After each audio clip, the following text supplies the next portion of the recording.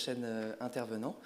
Vincent Dormier, qui vient de la maison grenobloise NNC, qui travaille avec Marcella notamment, et qui aujourd'hui travaille avec Emmanuel Barbeau au CERCO à Toulouse, et qui va nous parler de choses hyper intéressantes en EG intracrânien et sur la mémoire. Merci. Bonjour à tous. Je m'appelle Vincent.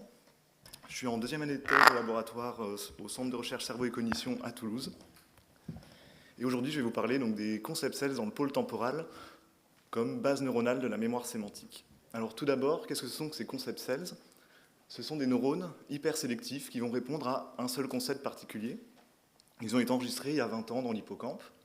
Et donc ici, il y a l'exemple le plus connu avec le neurone Jennifer Aniston, qui va donc répondre à toutes les images de Jennifer Aniston qu'on présente aux patients. Et donc à chaque fois, chaque ligne correspond à un essai. Et à chaque fois que l'image est présentée, on voit qu'on a une augmentation de l'activité neuronale de ce neurone en réponse aux images de Jennifer Aniston. Et donc ces neurones, ils ont ce qu'on appelle une réponse invariante. Ils vont répondre à toutes les images du même concept. Alors ici, sur cet exemple, on pourrait se demander est-ce que la réponse elle est purement visuelle, parce que Jennifer Aniston, sur toutes les photos, elle se ressemble, elle est quand même assez similaire. Et donc ici, il y a un autre exemple de neurone qui lui répond à des stimuli qui sont visuellement quand même très différents. C'est un neurone qui répond à l'actrice Halle Berry. Donc ici, il répond bien aux différentes images d'Halle Berry. Il répond aussi lorsqu'elle est dessinée, lorsqu'elle porte son masque, lorsqu'elle a joué son rôle de Catwoman, et également à son nom écrit. Donc on voit bien que ces neurones ne répondent pas à des propriétés visuelles bas niveau, mais ils semblent quand même coder pour le concept de manière globale. Et ici, ce neurone, il semble représenter le concept d'Halle Berry. Et donc ces neurones, ils ont été enregistrés dans l'hippocampe et dans les autres structures du lobe temporal médial, le MTL, avec des latences qui vont être différentes. Les latences les plus courtes sont observées au niveau parahippocampique et les latences les plus longues au niveau de l'hippocampe, ce qui est cohérent avec l'organisation hiérarchique qu'on connaît du MTL, où on a donc la porte d'entrée ici au niveau parahippocampique et l'hippocampe qui est au sommet de cette hiérarchie. Et donc ces neurones, ils sont pensés comme étant les bases neuronales de la mémoire déclarative. Et donc, on peut se demander comment est-ce qu'ils vont représenter l'information de la mémoire déclarative, et donc quel code neuronal est employé par le cerveau. On a un petit peu deux visions opposées. On a soit l'idée qu'on aurait des neurones grand-mère avec un neurone qui répondrait à un seul concept, ou soit à l'autre opposé, un réseau qui serait complètement distribué et où les neurones répondraient pour toutes les images.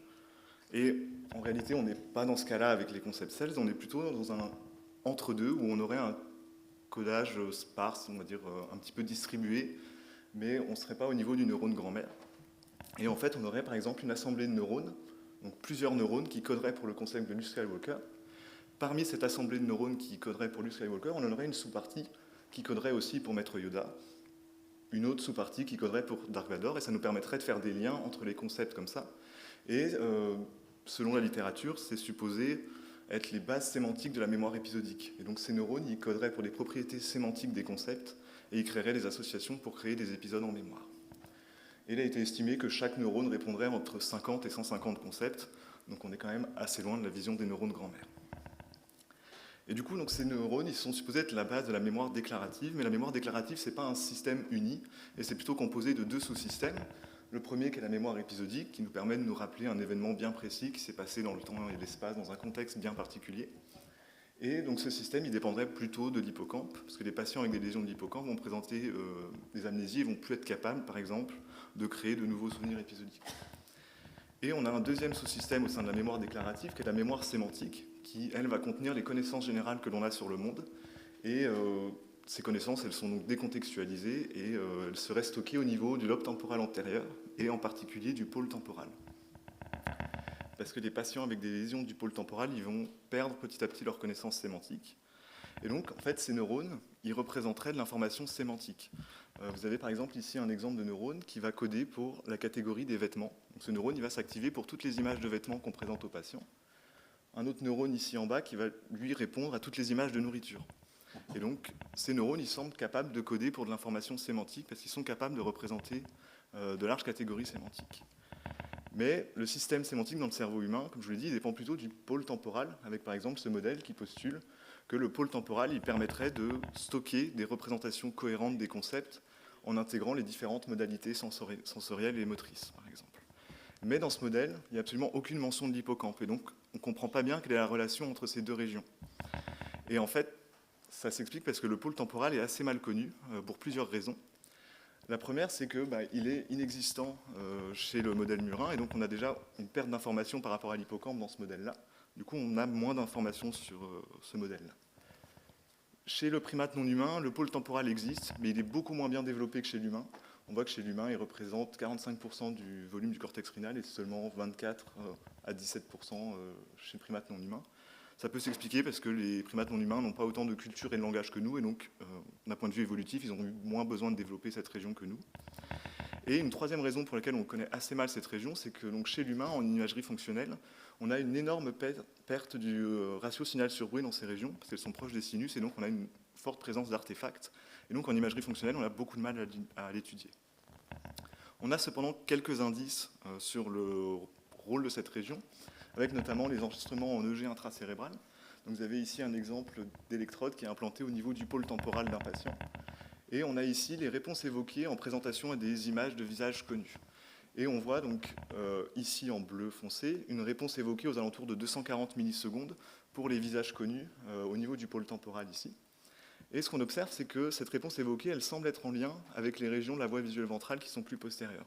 Et donc peut-être que le pôle temporal, il semble être quand même lié à la voie visuelle ventrale et il serait au bout de cette voie, tandis que dans l'hippocampe, on a des réponses évoquées qui sont d'une morphologie complètement différente, qui semble aller dans le sens quand même qu'on a ici deux systèmes différents, un système au niveau du pôle temporal et un autre au niveau de l'hippocampe. Et donc on a un paradoxe un petit peu sur ces concept cells, parce que donc elles sont supposées être la base de la mémoire déclarative, mais elles représentent clairement de l'information sémantique. Elles ont été enregistrées uniquement au niveau du MTL. Et du coup, on se demande, est-ce qu'on n'en aurait pas aussi au niveau du système sémantique, et donc en particulier au niveau du pôle temporal, afin de coder pour l'information sémantique. Donc l'objectif de l'étude que je vais vous présenter aujourd'hui, c'est donc déjà de vérifier que ces concept cells existent bel et bien au niveau du pôle temporal. Si oui, quelles sont leurs caractéristiques et quelle relation il existe entre les concept cells dans l'hippocampe et celles qu'on enregistre au niveau du pôle temporal.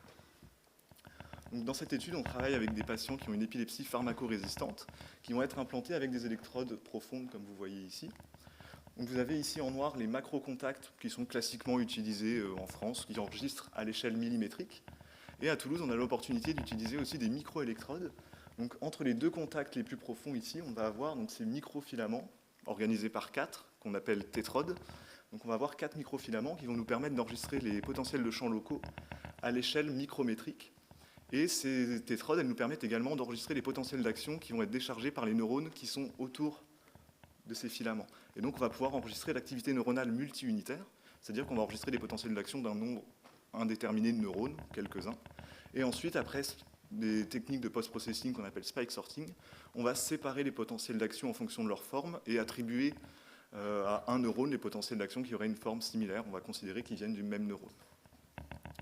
Et donc, ces patients, ils sont implantés, et pendant qu'ils sont implantés, on va leur faire une tâche cognitive. Donc ici, c'est un protocole très simple. On leur présente des images de gens connus, de lieux connus, de choses qu'ils aiment bien, par exemple. Et on va présenter ces images 8 fois pour être sûr que l'augmentation de l'activité neuronale qu'on observe, elle est bien due à la présentation de l'image et qu'on l'observe sur tous les essais. Et donc dans chaque session, on présente environ 100 images. Donc dans la suite de la présentation, je vous présenterai à chaque fois que quelques images où il y a eu des réponses. Mais il faut garder en tête qu'en fait, on présente quand même un nombre assez important d'images à ces patients. Et voilà, donc du coup, on a pu enregistrer l'activité neuronale unitaire chez ces patients pendant qu'ils regardaient ces images et que donc ils traitaient les différents concepts qu'on leur présentait. On a fait passer cette tâche à 16 participants, dont 10 avec une implantation temporopolaire. Et on a enregistré l'activité d'environ 550 neurones unitaires au sein donc, de différentes régions, comme vous pouvez voir en bleu ici. Donc on a enregistré l'activité de neurones unitaires dans différentes régions. Et on en a enregistré au niveau du pôle temporal. Et donc on s'est intéressé aux réponses des neurones dans le pôle temporal à ces images. Donc on a enregistré l'activité de neurones chez 5 différents patients au niveau du pôle temporal. Et on a enregistré donc, des neurones au niveau des différentes sous-régions du pôle temporal, comme vous pouvez le voir ici, avec la majorité de nos neurones qui ont été enregistrés au niveau du pôle temporal droit. Bon, on ne voit pas très bien, mais en gros, là, c'est le pourcentage de neurones qui répondent à au moins une image. Donc on a fait un test statistique, on a comparé l'activité neuronale lors de la présentation de l'image par rapport à la baseline. Et on a observé que 60% des neurones enregistrés au niveau du pôle temporal répondent à une image. Et ensuite, on a regardé à combien d'images ces neurones répondent. Et donc, on voit ici au niveau de la distribution qu'on a clairement un mode entre 0 et 5 images. C'est-à-dire qu'on a la plus grande partie des neurones vont répondre à très peu d'images. Et en effet, on voit ici en zoomant qui répondent à une ou deux images, semblent répondre de manière assez sélective.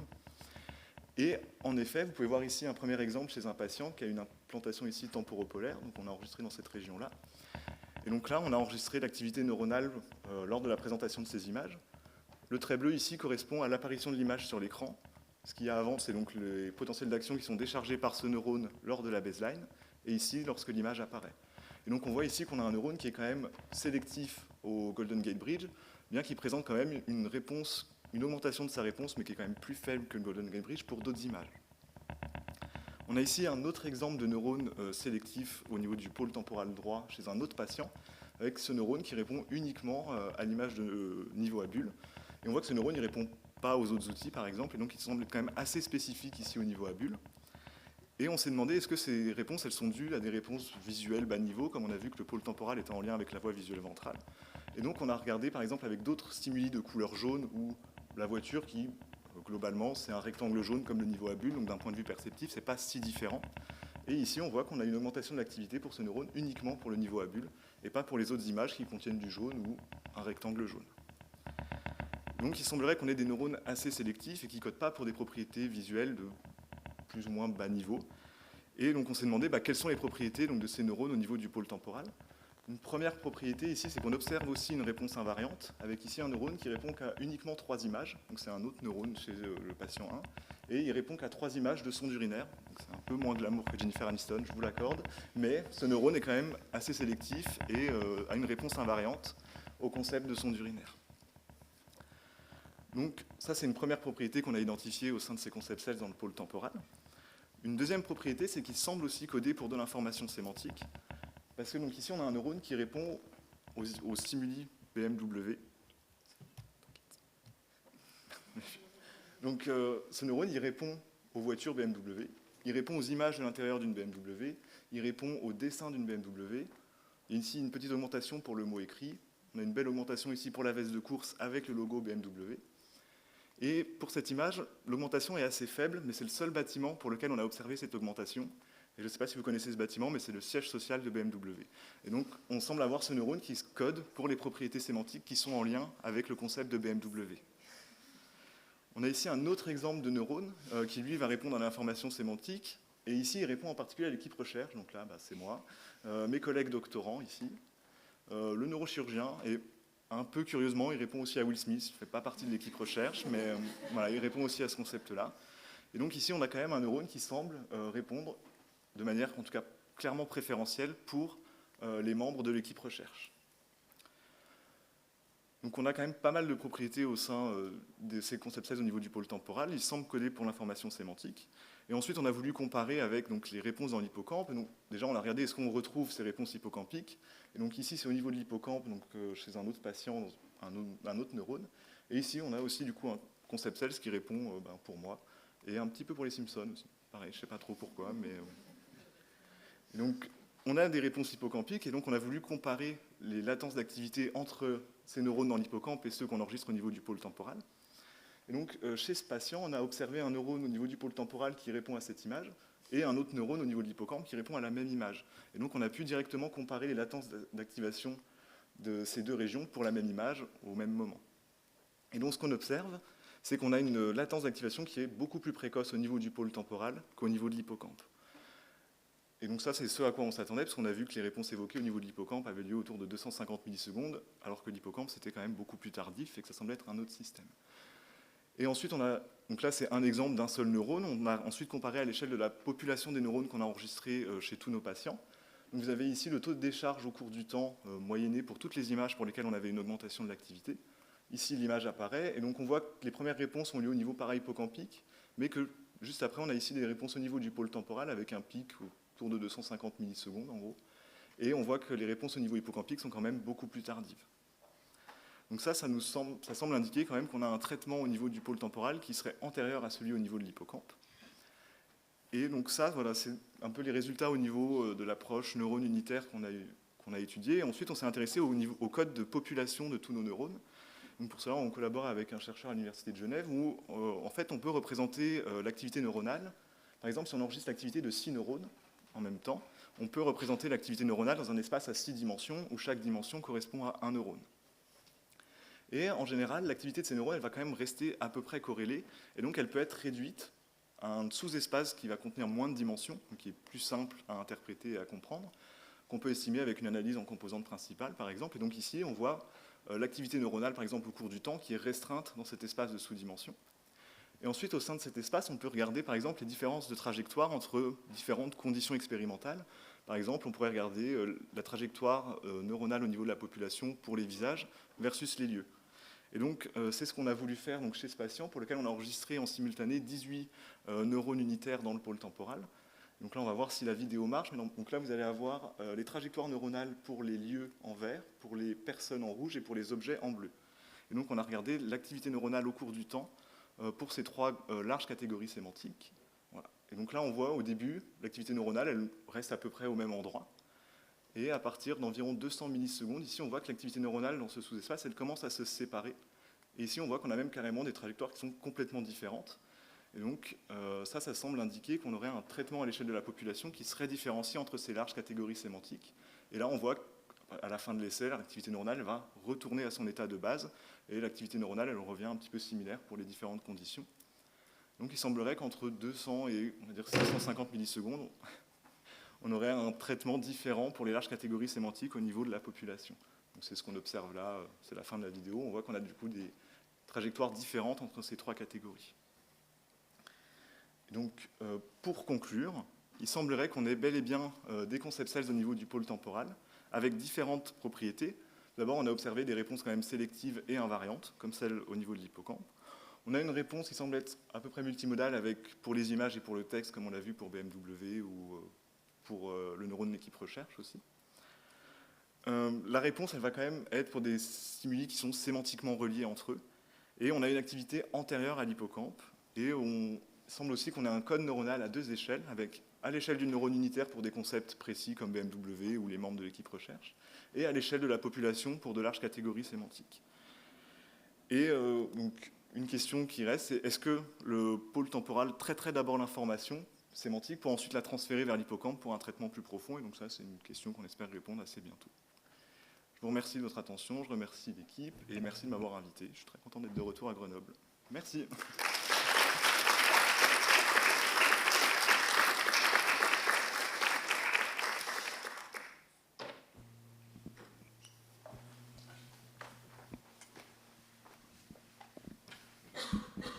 Bonjour, merci pour cette présentation. Moi, j'ai des petites questions. La première, c'est est-ce que vous êtes sûr de piquer qu'un seul neurone, en fait, parce que l'électrode est quand même assez large. Et la deuxième, c'est finalement, on vous montre des images, mais par exemple, si je prends l'image du niveau, c'est un niveau sur fond blanc. Ça se trouve, c'est un neurone qui répond à une image sur fond blanc, non? Il y a d'autres images sur fond blanc, je ne les ai pas présentées là, mais il y en a D'accord. d'autres. Non, mais ce que je veux dire par là, c'est que finalement, les images, c'est quand même des objets complexes. Et probablement, il y a l'observateur, il bouge son regard dessus. Donc finalement, comment on peut être sûr que c'est bien la catégorie qui est, même s'il y a une répétition pour une certaine catégorie, comment on peut être sûr que c'est bien la catégorie qui est ciblée? Merci.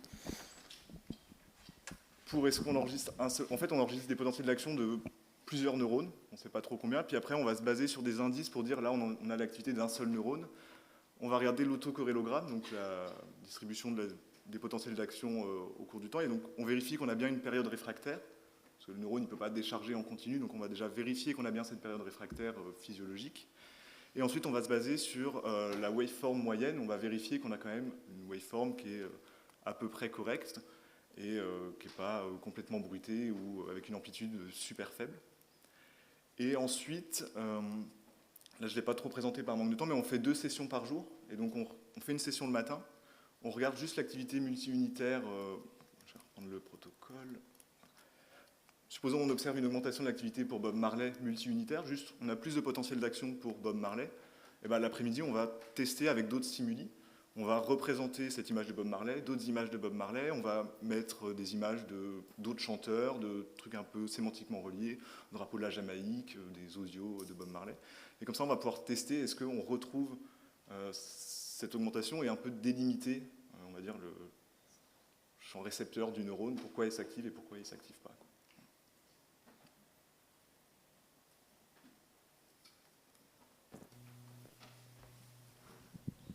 Merci pour ta présentation, c'était super intéressant.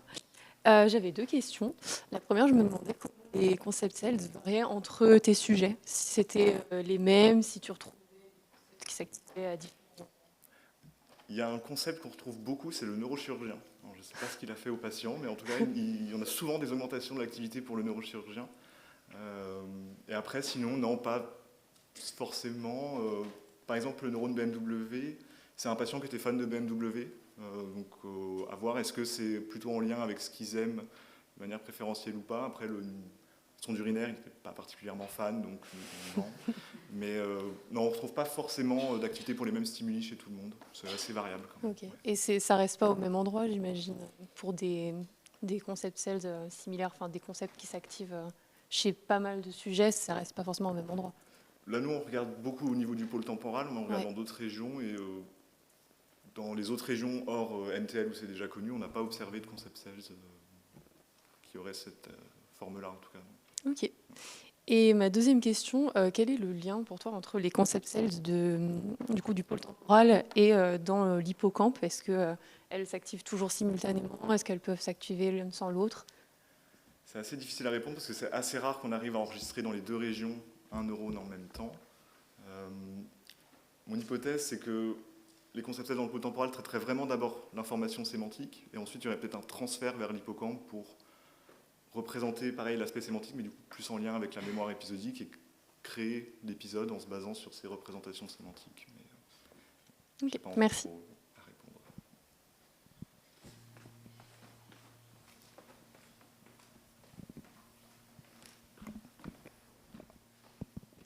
Merci pour ta présentation.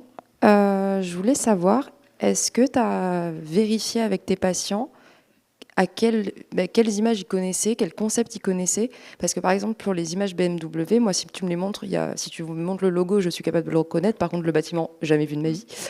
Du coup, ça pourrait ne pas s'activer pour moi parce que inconnu au bataillon, ce bâtiment. Alors, pour ce patient-là, il était fan de BMW, Ouais. donc il le connaissait. Mais après, oui, on peut leur demander est-ce que vous connaissez ce concept ou pas. Oui. Est-ce que vous avez fait, est-ce que tu as prévu ou est-ce que vous avez déjà prévu de faire passer genre des échelles ou un entretien qualitatif à l'avant en disant est-ce que vous connaissez chacune de ces images ou pas du tout? On ne le ferait pas pour chaque image parce que ce serait quand même vachement Ouais, long. pour 100 images, c'est chiant. Mais l'idée, ouais, ce serait pas mal, mais disons que ça prend énormément de temps à traiter et d'avoir l'activité de neurones unitaires. Donc en général, quand on a cette activité-là, les patients sont déjà partis. Donc, mais si on a de l'activité multi-unitaire, on peut leur demander, ouais, effectivement. Ok. Ça Merci. arrive en général.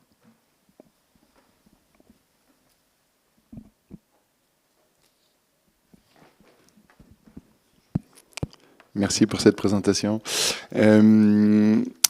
Ces neurones, ils sont donc les neurones concept spécifiques. Ils sont liés à une reconnaissance consciente. En fait, il y a eu d'autres travaux de l'équipe Quiroga, Reddy, etc., qui ont montré ça. Pour toi, en fait, cette corrélation, elle va dans quel sens? Est-ce que ce sont ces neurones qui sont à l'origine de l'expérience consciente? Ou est-ce que, à l'inverse, c'est quand tu as une expérience consciente et que tu atteins un certain seuil que tu vas activer ces neurones, par exemple, pour de la recherche d'informations épisodiques en mémoire, puis aussi le lien avec les émotions, parce qu'apparemment, peut-être le neurochirurgien, il y a l'air d'y avoir une activité privilégiée en fait de ces neurones qui est boostée par le contenu émotionnel, si ça a une importance une pertinence pour le participant. Quel serait le lien, peut-être avec l'amygdale, ou comment tu vois les choses? Pour la réponse consciente, je pense que c'est plutôt si j'ai perçu consciemment le stimulus, là ça va s'activer, mais je ne pense pas que ce soit des neurones de la conscience. Moi je ne le vois pas comme ça. Je le vois plutôt comme si je ne l'ai pas vu consciemment, je n'ai pas accès à l'info, et donc les neurones ne s'activent pas. Voilà. Donc ce serait en aval de l'expérience consciente? Ouais. Je pense. Okay. Mais je ne sais pas, on n'a pas testé. J'ai pas la réponse, hein. C'est vraiment une question complètement naïve. Et le lien avec les émotions? Il y a aussi eu des concept sales dans l'amygdale qui ont été enregistrés. On est en train de tester chez de nouveaux patients, on présente des stimuli clairement émotionnels, des personnes qui se disputent, des personnes qui se font un câlin, etc., pour voir si on a plus de réponses. Pour l'instant, on n'en a pas observé spécialement comme ça, mais peut-être oui qu'il y a un lien en tout cas avec l'émotion qu'ils perçoivent. Par exemple, si on est fan de BMW, peut-être que ça s'active plus, mais on n'a pas encore testé ça. À voir. Ouais.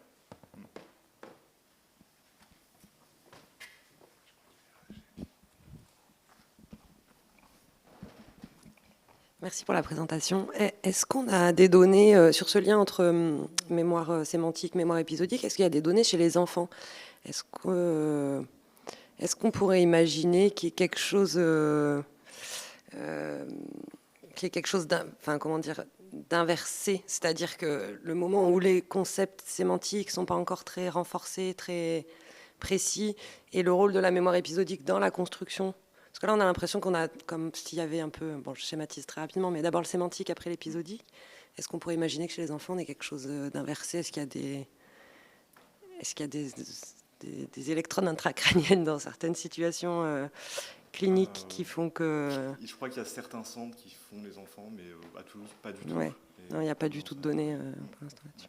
Pas du tout d'infos, d'indices. Non, merci.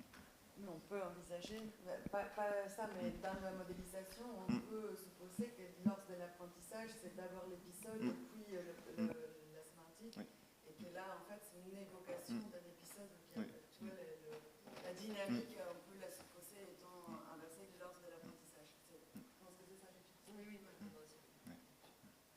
renforcer Oui, peut-être. Interaction.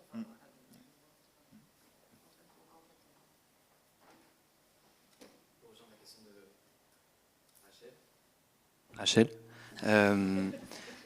Je pense que c'est peut-être impossible à mettre en place en laboratoire, mais de créer un apprentissage online pendant que vous enregistrez. Mais bon, il faudrait tomber sur l'endroit où l'apprentissage se passerait et de voir l'émergence de la formation du concept sales. On a une manip d'apprentissage qui est en train de tourner, donc, où on enregistre du coup l'activité neuronale unitaire, mais j'ai pas encore d'infos là-dessus. Mais pour l'année prochaine alors. Et ma question c'était, du coup, on parle de concept sales. Et du coup, moi j'ai cette vision très basique d'un neurone qui est le même un peu partout. Est-ce que les neurones du pôle temporal, ils ont des propriétés différentes que des neurones frontaux? Est-ce que à ce niveau-là, vous avez des différences d'amplitude de potentiel d'action ou ce genre de choses? il y a des différences, j'imagine. Je suis pas méga calé sur la physiologie des neurones dans le pôle temporal et dans, par exemple, l'hippocampe et tout ça. Je pense qu'il y a des différences, pas forcément d'amplitude, mais de largeur du potentiel d'action, de durée entre le pic et le moment où il revient à la base, j'imagine là-dessus. Dans l'hippocampe, par exemple, on peut séparer, selon la forme du potentiel d'action, en différentes classes de neurones. Mais à voir. Merci Vincent, c'est trop bien. J'ai oublié la semaine dernière de poser la question. Vous avez des électrodes, des Dixie pour toutes les régions ou qui est les temporales médiales? Parce que nous, on avait accès que temporal médial. Est-ce que... Ah ouais. Dans toutes ces régions, donc un peu partout, ouais. Ok, donc vous avez toutes les dimensions avec les... Ah, parce que vous avez au milieu aussi. Alors maintenant, on en a quelques-unes qui sont latérales, donc où on enregistre plutôt les aires néocorticales latérales. Mais non, là, je crois que toutes celles qui sont représentées sont profondes. Ok, donc, c'était ma question. Profonde. Merci. Merci beaucoup.